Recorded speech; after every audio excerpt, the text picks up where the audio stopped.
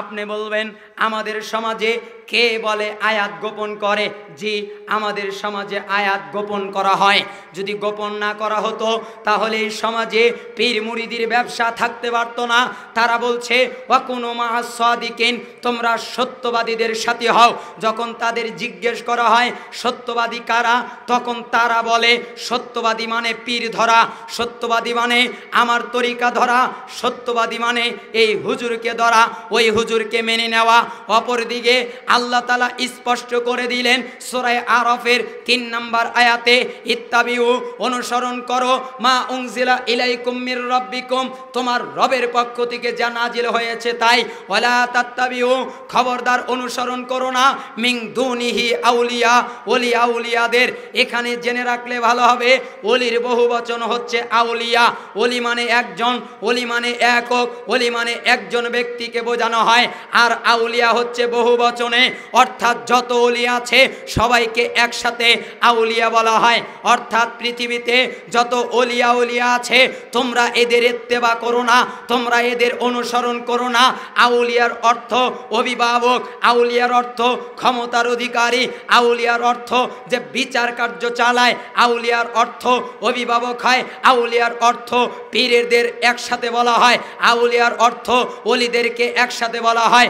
অর্থাৎ আপনার বাবা আপনার আউলিয়া, আপনার অভিভাবক হতে পারে, আপনার সমাজ আপনার অভিভাবক হতে পারে, আপনার দেশের নেতা আপনার অভিভাবক হতে পারে।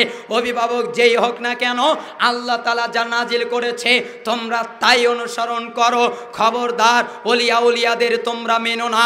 কলিলাম মা তাযাক্কারুন, এই আয়াত প্রমাণ করছে ওলি আউলিয়া পীর মুরিদি সব হারাম। অথচ আমরা মানছি কেন? আয়াত স্পষ্ট করে বলছি না, আমরা জানি এটা হারাম, আমরা জানি এটা ঠিক না। ওরা জোরে জোরে জিকির করে লা ইলাহা ইল্লাল্লাহ, ইল্লাল্লাহ ইল্লাল্লাহ। কে জানে না যে ইল্লাল্লাহর জিকির করা যায় না? সবাই তো জানে। আলেমরা কে বলেছে জানে না? তারা যখন কিতাব পড়েছে, তারা যখন হাদিসের কিতাব পড়েছে, মিশকাতুল মাসাবিহ যখন পড়েছে, তখন তারা কিতাব ও সুন্নাতের অধ্যায় পড়েছে, বিদাত পড়েছে, সুন্নাত পড়েছে, সুন্নাতের অনেক কিতাব পড়েছে। কে বলেছে তারা বিদাত জানে না? তারা জানে ঠিকই, কিন্তু তারা তা আমলে আনে না। জানে না মোনাজাত করা বিদাত, জানে না, জানে, কিন্তু তারপরেও চাপে পড়ে এক শ্রেণীর লোকেরা গর্তমে করে বলে যে মোনাজাত করাটা বাধ্যতামূলক, মোনাজাত করা হাদিসে আছে। আমরা তো নিষেধ করি নাই যে হাদিসে নাই, হাদিসে তো আছে, বুখারীতে আছে, মুসলিমে আছে, অনেক কিতাবে আছে, সহিহ হাদিস অনেক রয়েছে, হাত তুলে মোনাজাত করা জায়েজ আছে। এটা কথা না, কথা হলো আল্লাহর নবী করে নাই, আল্লাহর নবীর সাহাবী করে নাই, তাবি করে নাই, তাবি করে নাই, ইমাম আবু হানিফা করে নাই, ইমাম মালিক করে নাই, ইমাম শাফি করে নাই, ইমাম আহমদ ইবনে হাম্বল করে নাই, মক্কায় নাই, মদিনায় নাই। আজ পর্যন্ত যারা বড় বড় বিদ্বান তারা এর বিরোধিতা করেছেন। এমনকি হানাফিদের একটা মার্কাজ বাংলাদেশে আছে, হাটহাজারী, সেই মাদ্রাসাতে নাই, ওই মসজিদে মোনাজাত করা হয় না ফরজ সালাতের পরে। এটা কল্যাণ থাকতেই পারে না, কখনো থাকতে পারে না যে আল্লাহর নবী করে নাই। জানেন আলেম ওলামা? জানে। কে বলেছে জানে না? সূরা বাকারা ৭৫ নম্বর আয়াত দেখেন, আল্লাহ তাআলা স্পষ্ট করে দিয়েছেন তারা জানে, জানার পরে ওরা বিকৃত করে। কেন? বিআরাদিম মিনাদ দুনিয়া, সে দুনিয়া মাধ্যমে দিনকে বিক্রি করে দিয়েছে। তার কাছে তার দিন নেই, তার কাছে তার দুনিয়াটাই উত্তম। তাহলে আমরা বোঝাতে চাচ্ছি, এলেম যেটা স্বচ্ছ আপনি তা প্রচার করে দেবেন, কখনো ভয় ডর পাবেন না। যা আপনি জানবেন তা আপনি মানুষের কাছে পৌঁছিয়ে দেবেন। এ সম্পর্কে সূরা বাকারার ১৭৪-৭৫ আরও আয়াত রয়েছে। ইবনু মাজার ২৬২তে রয়েছে, আবু দাউদে ৩৬৫৮, তিরমিজি ২৬৪৯, ইবনু মাজা ২৬৪, ২৬৬ এবং ইবনু মাজার ২৬১ নম্বরেও হাদিসটা বর্ণিত হয়েছে। এবার আসি তৃতীয় আর একটা পয়েন্ট, সমাজে কোনো বিদাত বা কুসংস্কার চালু করা। আমাদের আর একটা রোগ হচ্ছে, সমাজে আমরা কোনো বিদাত কিংবা কুসংস্কার চালু করা অথবা এগুলোর দিকে কাউকে আহ্বান করাও আরেকটি কাবিরা গুনাহ, বড় মারাত্মক অপরাধ। জাবের বিন আব্দুল্লাহ রাদিয়াল্লাহু আনহু থেকে বর্ণিত, তিনি বলেন রাসূলুল্লাহ সাল্লাল্লাহু আলাইহি সাল্লাম ইরশাদ করেছেন, মান সান্না ফিল ইসলাম সুন্নাতান সাইয়্যাতান কানা আলাইহি উজরুহা ওয়া উজরু মান আমিলা বিহা মিন বাদিহি মিন গায়রি আইয়ানকুসা মিন আওজারিহিম শাইউন। শুনে রাখো, যে ব্যক্তি ইসলামের মধ্যে কোনো বিদআত কিংবা কুসংস্কার চালু করলো, সে কুসংস্কারের গুনাহ তো তাকে অবশ্যই বহন করতে হবে, উপরন্ত যারা তার পরবর্তীতে উক্ত গুনাহ করবে তাদের সকলের গুনাহও তাকে বহন করতে হবে। অথচ তাদের গুনাহ এই কারণে এতটুকু কম করা হবে না। সমাজের মধ্যে মুসলিমের 1017 নম্বর হাদিস, যদি কেউ কোনো বিদআত আবিষ্কার করে, যদি কেউ কোনো কুসংস্কার আবিষ্কার করে, তাহলে তো সে নিজের পাপ পাবেই এবং যত মানুষ তার অনুসরণ করবে তত মানুষের গুনাহ সে একাই পাবে। অতএব বিদআত করা থেকে সাবধান। আবু হুরায়রা রাদিয়াল্লাহু আনহু থেকে বর্ণিত, তিনি বলেন রাসূলুল্লাহ সাল্লাল্লাহু আলাইহি ওয়াসাল্লাম ইরশাদ করেছেন, মান দাআ ইলা দালালা কানা আলাইহি মিনাল ইসমি মিসলু আসামি মান তাবিআ লা ইয়ানকুসু যালিকা মিন আসামিহিম শাইআ। শুনে রাখো, যে ব্যক্তি কাউকে কোনো গুনাহ তথা ভ্রষ্টতার দিকে ডাকলো, তার ডাকে সাড়া দিয়ে যারা উক্ত গুনাহের কাজ করবে তাদের সমপরিমাণ গুনাহ তার আমলনামায় লেখা হবে। অথচ এ কারণে তাদের গুনাহ এতটুকু কম করা হবে না। সহিহ মুসলিম 2674 নম্বরে হাদিস এসেছে। তার মানে বোঝা যায় সমাজে কোনো বিদআত চালু করা যাবে না, সমাজে কোনো বিদআত আবিষ্কার করা যাবে না। আমাদের দেশ আশ্চর্য দেশ, এই দেশে অনেক কিছু বোঝানো যায়, এই দেশে অনেক কিছু জানানো যায়, কিন্তু এ দেশে দুইটা জিনিস বোঝানো যায় না সহজে। তার একটা হচ্ছে শিরিক, তার আরেকটা হচ্ছে বিদআত। যদিও বা শিরিক অনেক অংশে বোঝানো যায়, কিন্তু বিদআত বোঝানোই যায় না। যদি বলা হয় এটা বিদআত, তখন তারা উল্টা প্রশ্ন করে, রাসূলের যুগে কি মাইক ছিল? আমরা বলি মাইক ছিল না। বলে তাহলে মাইক তো বিদআত। রাসূলের যুগে কি এই সামিয়ানা এভাবে দেওয়া হতো? আমরা বলি না। বলে তাহলে সামিয়ানাও বিদআত। রাসূলের যুগে কি তুমি ছিলে? না, ছিলাম না। তার মানে তুমিও তো বিদআত। রাসূলের যুগে এটা ছিল ওটা ছিল? না, ছিল না।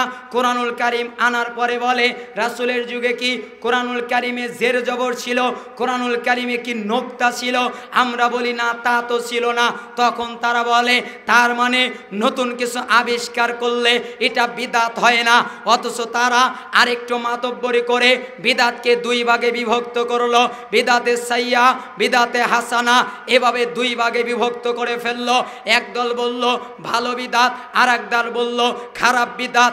আমার প্রশ্ন হচ্ছে যে সহিহ বুখারীর 5063 নম্বর হাদিসে, যেই হাদিসে 3 ব্যক্তি আসলো আল্লাহর নবী সাল্লাল্লাহু আলাইহি সাল্লামের স্ত্রী মা আয়েশা সিদ্দিকা রাদিয়াল্লাহু আনহা এর কাছে আল্লাহর নবী সাল্লাল্লাহু আলাইহি সাল্লামের ইবাদতের অবস্থা জানার জন্যে। যখন তারা জানতে পারলো, তখন 3 জন বলল, কোথায় আল্লাহর নবী আর কোথায় আমি, কোথায় আমরা? একজন বলল, আমি কোনোদিন বিয়ে করব না, বিয়ে করলে ইবাদত করা যায় না। আর একজন বলল, আমি যাও সারা রাত কিয়াম করব, কখনো সালাত ত্যাগ করব না। আর একজন বলল, আমি সারা জীবন সিয়াম থাকব, কখনো সিয়াম ত্যাগ করব না। একজন বলল বিয়ে করব না, ইবাদত করব। আর একজন বলল সালাত আদায় করব না, সালাত আদায় ছাড়ব না, সব সময় সালাত আদায় করব। আর একজন বলল সিয়াম ত্যাগ করব না, সব সময় সিয়াম থাকব। আচ্ছা, এই 3 ব্যক্তি বিদআতে হাসানা করেছে না সাইয়্যা করেছে? হাসানা, ভালো বিদআত। যদি আপনি বলেন যে বিদআতে হাসানা ভালো বিদআত আছে, তাহলে এই 3 ব্যক্তি ভালো কাজই তো করছে নাকি? ভালো কাজ না? স্বাভাবিক অর্থে বলেন ভালো কাজ না? সালাত আদায় করবে, চুরি তো করছে না, ডাকাতি করছে না, কাউকে মারছে না, কাউকে গালি দিচ্ছে না। আমি ইবাদত করব, এই জন্য বিয়ে করব না। আমি সারা রাত সালাত আদায় করব, আমি সারা জীবন সিয়াম থাকবো। ভালো কাজ, ভালো আমল, বিদআতে হাসানা। এর পরে আল্লাহর নবী এসে বললেন, তোমরা কি এই কথা বলেছো? তারা বলল, হ্যাঁ বলেছি। তখন রাসূল সাল্লাল্লাহু আলাইহি ওয়াসাল্লাম বললেন, ফামান রাগিবান সুন্নতি ফালাইসা মিন্নি। শোনো, আগের বাক্যে তিনি বললেন, আমি সালাত আদায় করি, সালাত ত্যাগ করি, আমি সিয়াম থাকি, সিয়াম ভঙ্গ করি। আমি বিয়ে শাদী করেছি, যে ব্যক্তি আমার সুন্নাত থেকে মুখ ফেরাবে ফামান রাগিবান সুন্নতি ফালাইসা মিন্নি, যারা আমার সুন্নাতের প্রতি বিরাগ পোষণ করবে ওরা আমার উম্মতের অন্তর্ভুক্ত না। তার মানে বিদাতে হাসানা করলে উম্মতে থাকা, এই হাদিস এটা ইঙ্গিত করে। এ থেকে আমি যতগুলো সরা পড়েছি তাতে আমার এই বোঝ এ হাদিস এদিকে আনা যায়।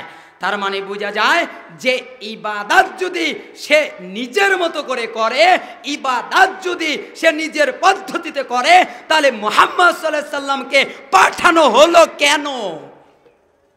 তাই না?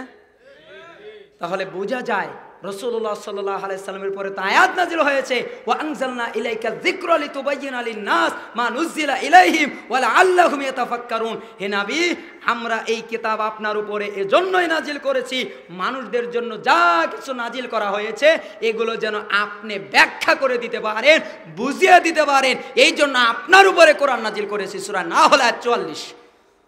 তার মানে ব্যাখ্যা করবেন মুহাম্মদ সাল্লাল্লাহু আলাইহি সাল্লাম। তিনি যদি না বুঝিয়ে দেন তাহলে আমাদের বোঝার ক্ষমতা নেই। তার মানে আল্লাহর নবী যে অপর বাক্যে বললেন ওয়াকুল্লা বিদআতিন দালালা, প্রত্যেক বিদাতের পরিণাম জাহান্নাম। তার মানে বিদাতে হাসানা যারা বানিয়েছে ওরা ভালো জাহান্নামে যাবে, তাই না? যারা বিদাতে হাসানা বানিয়েছে ভালো জাহান্নাম, আর যারা বিদাতে সাইয়া বানিয়েছে তারা খারাপ জাহান্নাম, এরকম আছে? তার মানে বিদাতে হাসানা হোক আর বিদাতে সাইয়া হোক, প্রত্যেকটার পরিণাম জাহান্নাম। আবার বলে যে বিদাতের এক অর্থ, আরে বাবা, বিদাতের আবিধানিকে এক অর্থ, শারীতে আর এক অর্থ। যেমন সুন্নাতের আবিধানিক এক অর্থ, শারীতে আর এক অর্থ। সুন্নাতের আবিধানিক অর্থ কি? খারাপ। সুন্নাতের আবিধানিক অর্থ কি? খারাপ। এটা আমি উল্টা আগে বললাম। কেন? সুন্নাতের ভালো অর্থ আছে, কর্মপদ্ধতি, রাস্তা, তা ভালো হতে পারে, মন্দ হতে পারে। আর 4-5 মিনিট হয়তো আপনাদের মাঝে কথা বলবো। সুন্নাতের ভালো অর্থকেও মান সান্না সুন্নাতান হাসানাতান, যে ব্যক্তি উত্তম কোনো কাজের প্রচলন করলো, ভালো কাজের প্রচলন করলো, তার মানে এখানে সুন্নাহ ভালো অর্থে ব্যবহার হয়েছে। ওয়ামান সান্না সুন্নাতান সাইয়াতান, যে ব্যক্তি মন্দ কাজের প্রচলন করলো, তার মানে এই শব্দে সুন্নাহ মন্দ অর্থে ব্যবহার করা হয়েছে।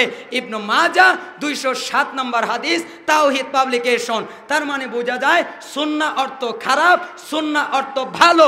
এটা আবিধানিক অর্থ। আবিধানিক অর্থ একটা আর শারঈ অর্থ অন্যটা।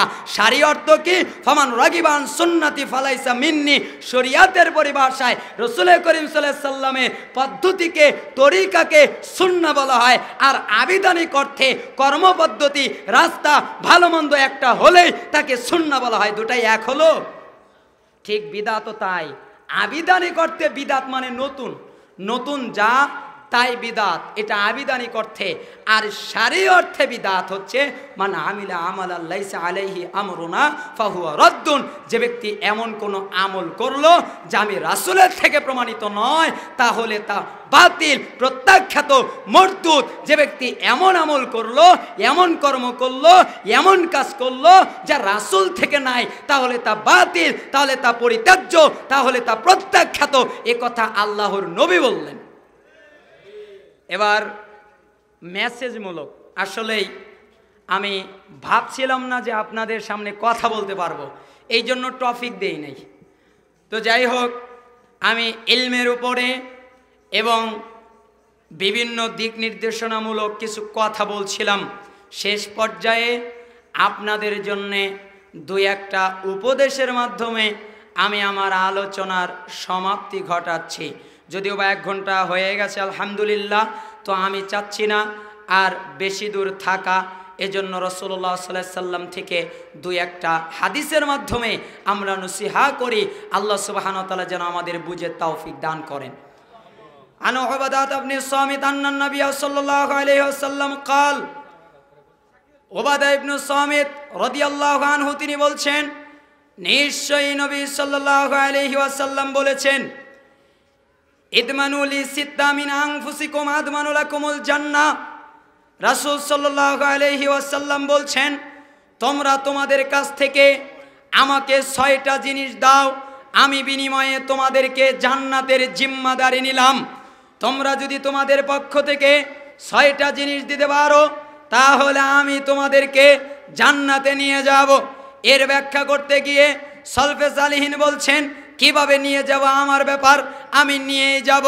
তার একটা হলো উসদুকু ইযা হাদ্দাসতুম, যখন তোমরা কথা বলবে সত্য বলবে। ওয়া আউফু ইযা ওয়াআদতুম, যখন তোমরা প্রতিশ্রুতি দেবে তখন তা পালন করবে। ওয়া আদ্দু ইযা তুমিনতুম, যখন তোমাদের কাছে কিছু গচ্ছিত রাখা হবে তখন তোমরা দেবে। ওয়াহফাজু ফুরুজাকুম, তোমরা তোমাদের নিজেদের লজ্জাস্থানসমূহকে হেফাজত করবে। ওয়াগাদ্দু আবসারাকুম, তোমরা তোমাদের নিজেদের দৃষ্টিকে অবনমিত রাখবে। ওয়াকুফু আইদিকুম, তোমরা তোমাদের হাতকে নিয়ন্ত্রিত করবে। রাসূল সাল্লাল্লাহু আলাইহি সাল্লাম বলছেন, এক, যদি তোমরা যখন কথা বলবে সত্য বলবে, যখন প্রতিশ্রুতি দেবে পালন করবে, যখন তোমাদের কাছে কিছু রাখা হবে তা যে পায় তাকে ফেরত দেবে, তোমরা তোমাদের লজ্জাস্থান সমূহকে হেফাজত করবে, তোমরা তোমাদের চক্ষুকে অবনমিত করবে, তোমরা তোমাদের হাতকে নিয়ন্ত্রিত করবে। এই 6টা কাজ যদি করতে পারো আমি মুহাম্মদ সাল্লাল্লাহু আলাইহি সাল্লাম তোমাদের জান্নাতের জিম্মাদারি নিলাম, নিয়েই যাব। এই হাদিসের মাধ্যমে আজকের আলোচনা সমাপ্তি ঘটাচ্ছি।